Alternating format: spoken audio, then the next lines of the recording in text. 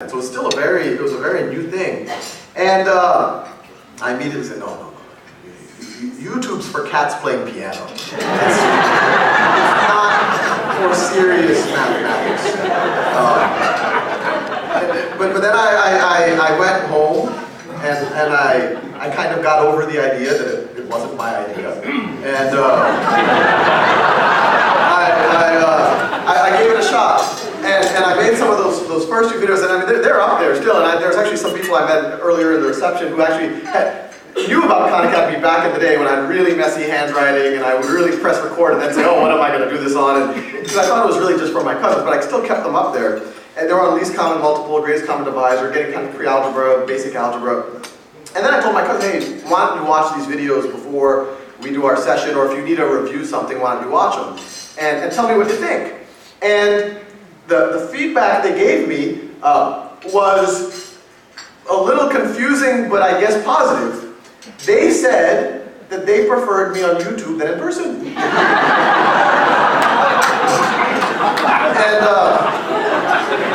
I'm afraid to clarify that too much.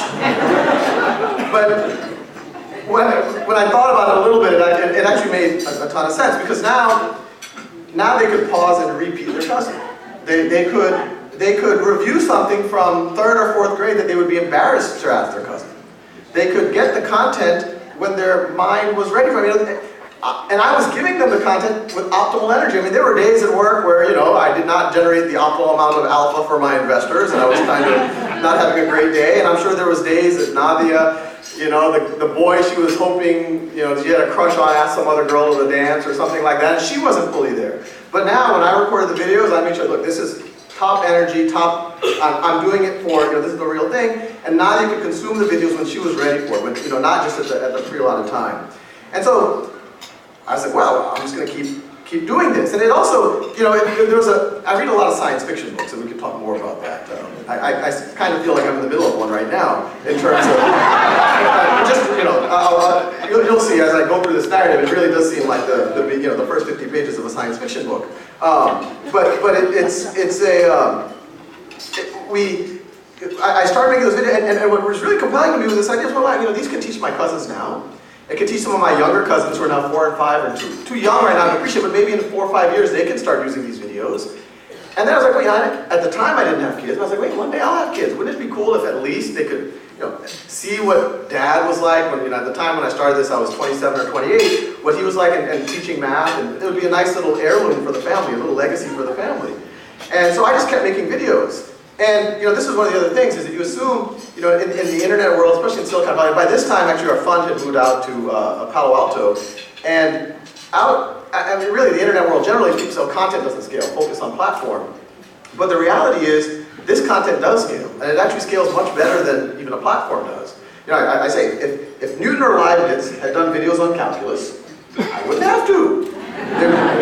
Even if he was good, we don't know. I mean, there's reason to believe he might have been eccentric, but like me, I'm very mainstream. So I just kept going, and then I started getting random people on YouTube starting to comment, and I don't know how much time y'all have spent on YouTube, but the comments don't tend to be all positive or friendly or G-rated. But the amazing thing is that these work. I mean, people were just a spontaneous thank you, or this really helped, or this is really going to help my kids, or this is really helping my sister, this is really helping me. And then, the site traffic was growing. Exponential growth was one of those things, and in the early months it grows from 10 users to 15 users. It doesn't seem so exciting, but that keeps going for months after months, and then it goes 10,000 to 15,000, 100,000 to 150,000. But even in those early days, kept growing, and then I started getting letters. This is the reason why I'm passing algebra class, or this is the only reason why I feel confident enough to major in engineering in college, or this is the only reason why I can go back to college after leaving the military, or my child has learning disabilities and this is the only thing that's really getting through to them. And I mean, it was surreal. There were questions, there were letters that made me want to cry. There were letters that said, my family prays for you every night. And I was working at a hedge fund.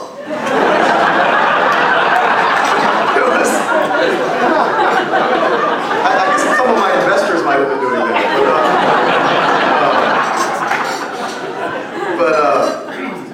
So I kept going, site traffic kept growing. 2009, I will do my clarification now on the performance of our hedge fund. We were actually up in 2008, but no, but it actually was. It was 2009. I ended up joining another hedge fund, and it was by no means an easy time to be investing. So I think that was part of the calculus of deciding to leave that world. But it was. This started to take over my life, and it is true. There were times, especially, in the midst of the financial crisis, when, frankly, I felt my job, park everything in cash, read the Federal Reserve Act over and over and over again, then I made videos about it. But that's what I was doing. So I sat down with my wife, and we figured, we weren't independently wealthy, but we had enough that taking a year off wasn't going to ruin us forever. And she had a very safe career coming ahead of her, so I felt that, I was the stock, she was the bond, so there was a good balance. I was still being underperforming stock, I guess. But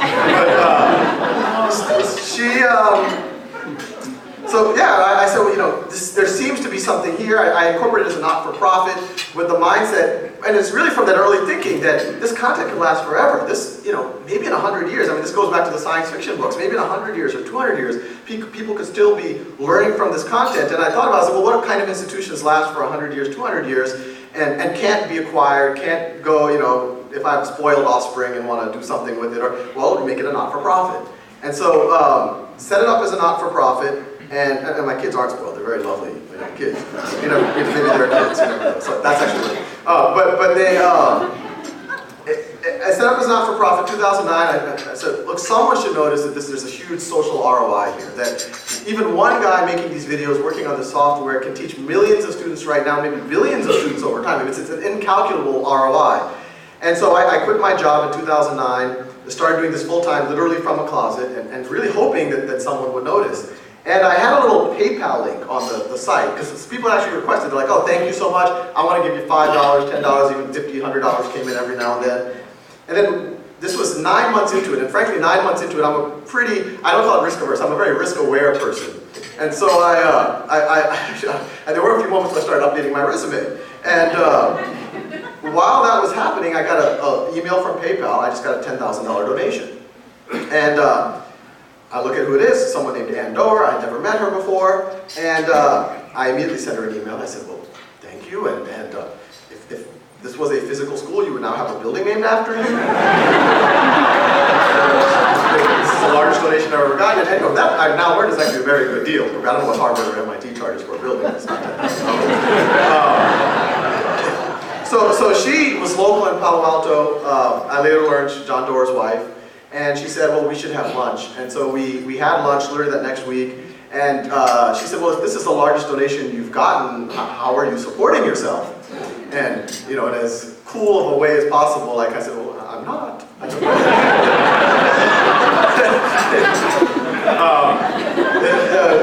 So she kind of nodded, and she said, well, what do you hope to take this? And I said, well, I think we could be a virtual school for the world. We can translate it, we can have software, we can give people assessment, we can give people feedback, we can eventually get kids to connect with each other. It could even be kind of an operating system for what happens in a classroom, so every kid could work at their own pace. All these ideas were there. She nodded, and then when I went home, she literally a text message from Ann. She's like, well, I'm wiring you $100,000. You have a salary now.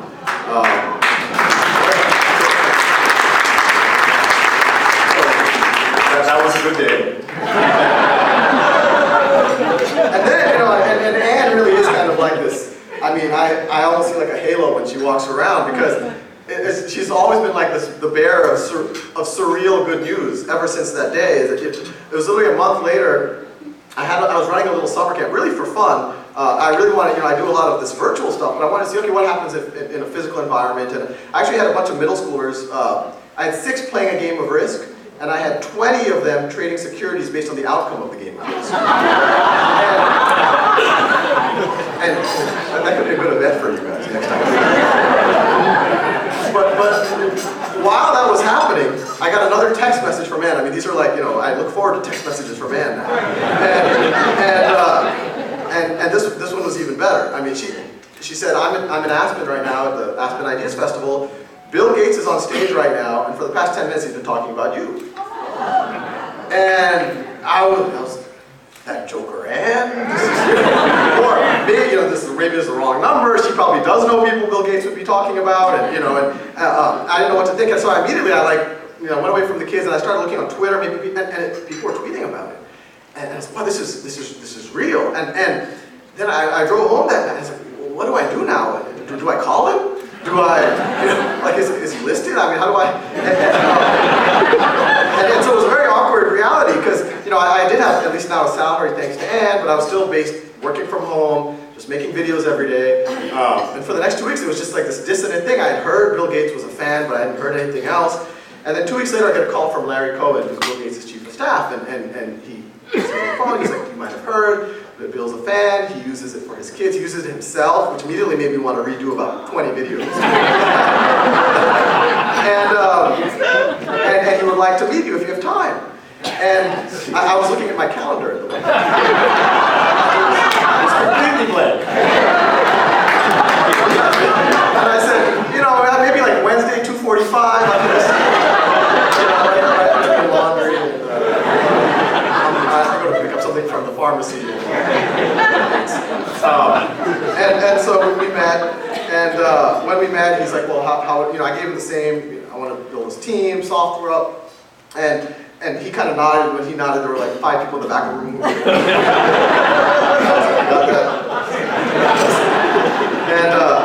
And so that was happening. And then there was actually, at the exact same time, within a week or so, Google, which is right down the street in Mountain View, they brought me in and they said, well, a lot of our kids are using your stuff, which I thought, really flattering. These are all people, they're scientists and engineers, and their kids were all, really brilliant kids.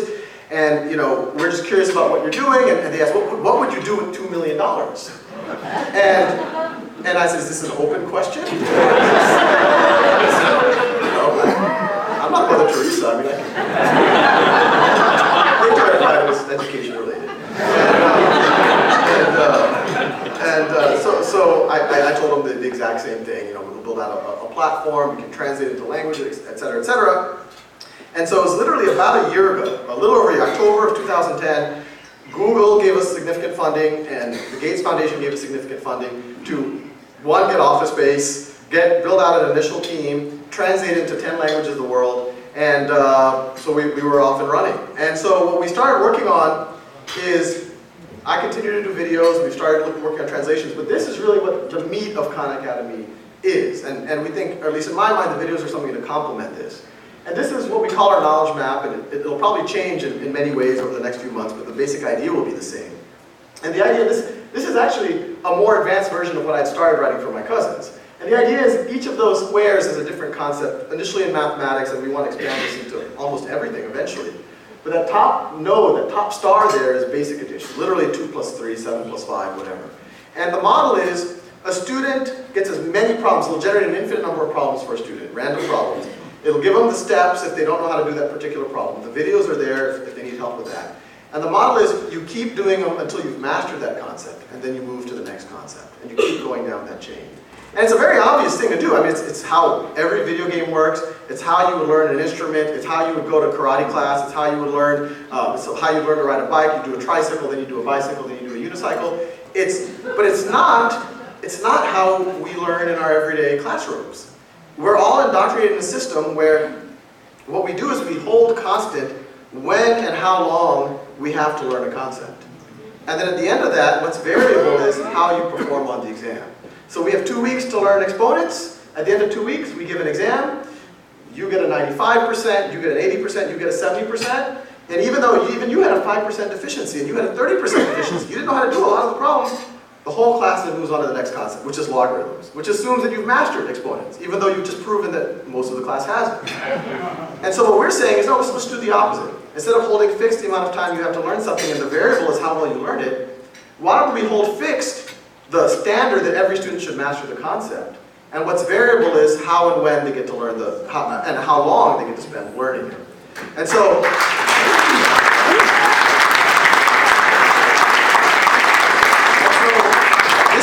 this is what these modules look like when you have to work on it. This is all on the site, it's all free, you can do it with your kids, and I'll show you some of the dashboards that the teachers have been using, but you can do that as a parent, or as a cousin, or as an uncle, or aunt, or whatever else. This is one to give a student intuition of what a derivative is. You can move the little orange dots to get the tangent line at every point, and you see it plots out the derivative. The videos are there to complement it if you want the conceptual understanding of what the derivative is. This over here is just a more basic one. If a student knows how to do it, they get positive feedback. That smiley face is actually the only legacy of my original code that I still remember the day making the. And if you don't know how to do it, it is. Yeah. We might do some testing with the sprawny face. But it's so this is what we started doing. And when we got that initial funding, I hired the smartest guy I knew. We were both from Louisiana. He was my freshman roommate at MIT. I brought him into the fold as soon as it was clear that we were going to get funding from the Gates Foundation and Google, and he became the president of the Khan Academy to handle kind of the operational side of things. And a local school district, the Los Altos School District, which is it's an affluent part of Silicon Valley, but as we'll see, what eventually happened, some of these kids were very not affluent. They brought us in and said, well, this is interesting, we read a couple articles about you. What would you do if you could actually do something with a physical classroom? And I immediately said, well, and we had tried this with a few summer camps before. I would have every student working at their own pace, as I said, mastering concepts before moving on. And the teacher would no longer give lectures. The teacher would get real-time data, real-time analytics every day on where every kid is. We'd give them as much data as possible. And the teacher would say, okay, who's stuck, who needs help, and then do direct one-on-one interventions, or small group interventions. Or even better, get some of the peers who might have already mastered that concept to actually teach their peers and learn those communications and those socialization skills. And they were nodding, they were definitely kindred spirits. They were saying, oh, this is exactly right, this is this is the gold standard, differentiation, mastery-based learning. It's very radical. And we're like, yes, it's very radical. And so I remember walking in the parking lot, and Shandu and I were like, oh, they're very nice, but there's no way they're going to want to do this. I mean, this is very non-traditional. And 2 weeks later, they said, can we start after Thanksgiving? This is really exciting. And so once again, another surreal type of thing that we were just like, well, we better hire more people now. There's a real school district, and so we brought on our awesome lead engineer and lead designer now, and we started this pilot with Los Altos, 2 5th grade classes and 2 7th grade classes. And the 2 5th grade classes are standard Los Altos classes, broadly affluent demographic. But the 2 7th grade classes were actually, they called it algebra readiness classes. And these were actually kids, it's essentially a remedial math class. And these were kids, many with learning disabilities, many from underserved communities, kind of the other side of the railroad track, so to speak. Many from families where even the student didn't speak English, or some of their parents didn't speak English. So it really was an underserved class. We started the pilot there.